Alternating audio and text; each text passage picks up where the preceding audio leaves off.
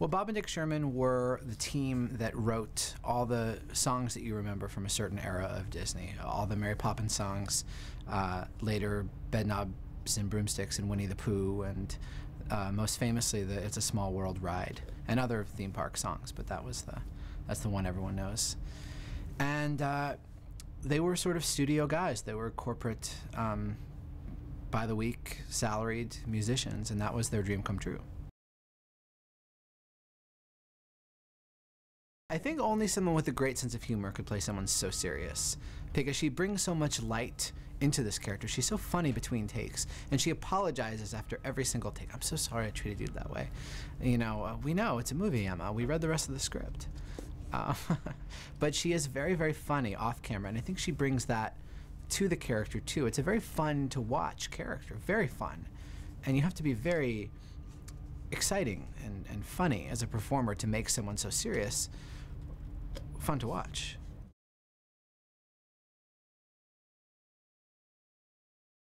Yeah, and I think it's very interesting that this movie is about artistic control, because Walt Disney encountered someone who was the Walt Disney of her own creative work.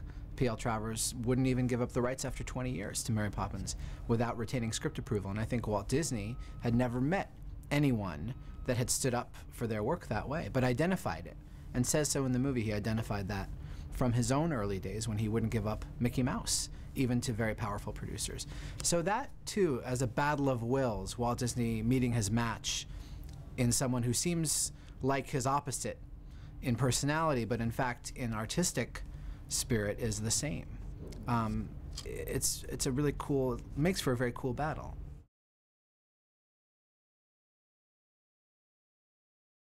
People are excited when I tell them that Jason Schwartzman and I play brothers. I think there's something in temperament and in looks that feels compatible, and it feels very compatible on set. And I will say too, I am by nature a bit of a grumpier, more introverted guy, especially than Jason, who is such a pure sunshine individual.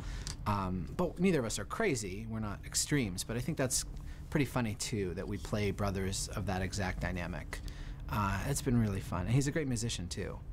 And it's fun being the brother who can't really sing or play the piano, because I get to kind of correct him. And Brad is very funny too. He really has a writer's love of language and improvisation, which comes out a lot in his character, and perfect for the screenwriter.